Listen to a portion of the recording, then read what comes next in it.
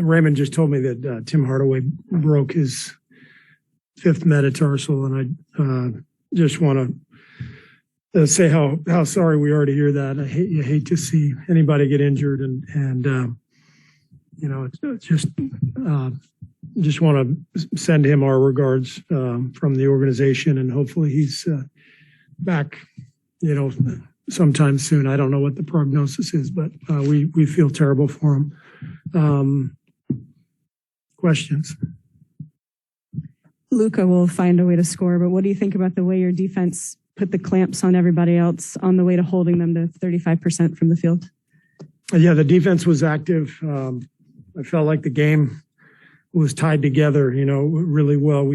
We played well at both ends, and when you play well offensively, you tend to put your defense in a good position, and vice versa. You get stops and you get rebounds and you get out in transition, and the offense is more likely to flow. So it's a really good two-way game for us, and feel like these last couple of weeks we've been kind of grinding and just hoping to get out of the mud, and tonight felt kind of cleansing. Like, okay, we're right again, but we got to prove it by having another good game on Thursday. How positive a step was it from just kind of a balanced scoring perspective? You have Klay in the lineup, but he's getting shots, Jordan is, and just the balance perspective. Yeah, the balance was great. Jordan as the 6th man, having a really good scoring night. Klay just playing a Klay Thompson game, just clean, moving the ball, taking the open shots, not forcing anything, making a couple of great moves to the basket, but then, moving the ball on. And I thought everybody really did a good job of just, spacing the floor and moving it on to the next guy. And we got a lot of really good looks. Klay had like 3 behind the back passes, and he was throwing up the vision goggles for himself. What does having him as a facilitator and a playmaker and a passer just bring to this team? Well, he's such a good shooter that people have to honor him out beyond the 3-point line, and he's big and strong, so he can get into the paint and get by people, especially when they're closing out on him. So he can attack that closeout, and with the floor spaced and him finding people, just makes the game a lot easier. Steve, Steph seemed to work inside out tonight rather than outside in. Did you see that? Was that something he did different, or was that the plan, or is it just the flow of the game? That's the plan. If Steph is no longer a 3-point shooter, he's just, we're gonna really look to get the ball to him in the paint and maybe turn him into a back to the basket player.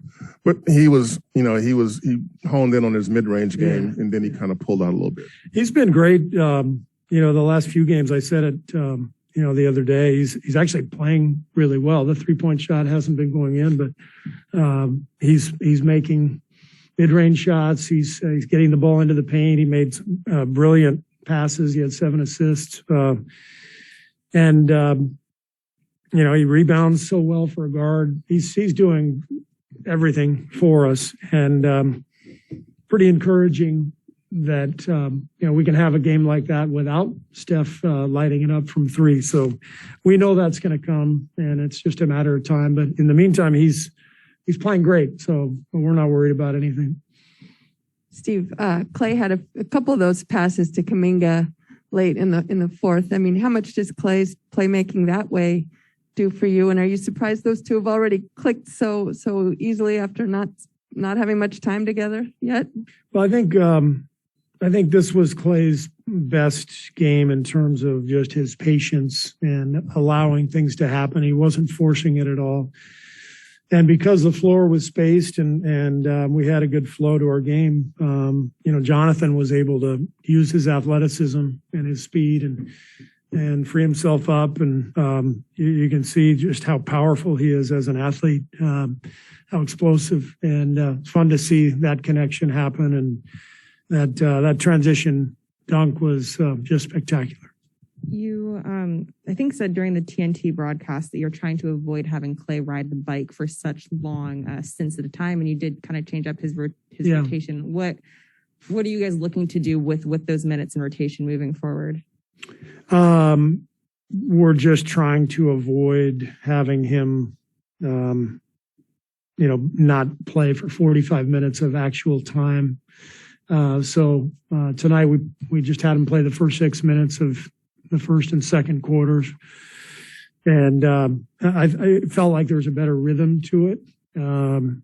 His minutes restriction was moved up to about 25. So second half, we were planning on maybe, 3 shorter runs, but because the game was in control, we decided to let him go so he could just find his rhythm and keep playing. And so we'll just try to do a better job of, helping him find his rhythm by playing him in shorter spurts, but with fewer long breaks. Quick follow-up. I'm assuming his knee is feeling all Yeah. right. Yeah, his knee is fine. You had a stretch of the game where you had both Steph and Andrew on the bench, and basically Jordan and Clay took their place, and JP played alongside those 3 guys. I mean, it looked like Jordan really kind of found something with that threesome out there in the backcourt, and Clay was on the wing actually, like Wiggs would be. But just what was the purpose behind kind of getting those guys out there together, and what you like from what they saw? Well, we've been looking forward to trying to get them, on the court together, just because of the playmaking and the shooting.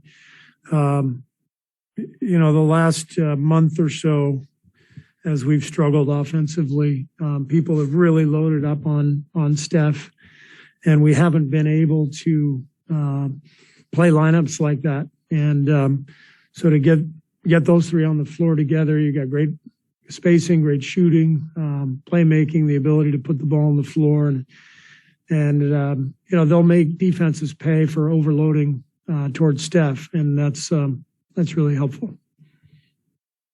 Hey, Steve, I understand the point you made the other day about rookies and the up and down nature of things. But when you see the kind of game that Kuminga had tonight and the one he had in Chicago, what sort of things do you see that show what he could become? Well, the athleticism and the explosion is obvious for anybody to see. That kind of physicality, in theory, allows him to guard any spot on the floor. And so what we're working with him on every day is defensive responsibilities at different positions, different schemes, what his responsibilities are if he's guarding the ball, if he's guarding the screener, if he's guarding the weak side low man. They're all different responsibilities, and he has to learn them all. And so one of the reasons we've brought him along slowly is he's got to learn those things before we can really trust him to play big minutes. And in my mind, it's a really organic, natural way to bring a young player along. And rather than just hand him minutes, he's got to earn them by making the right plays and the right reads. What did obviously the stat line was good, but what did you like from Jordan's game coming off the bench today?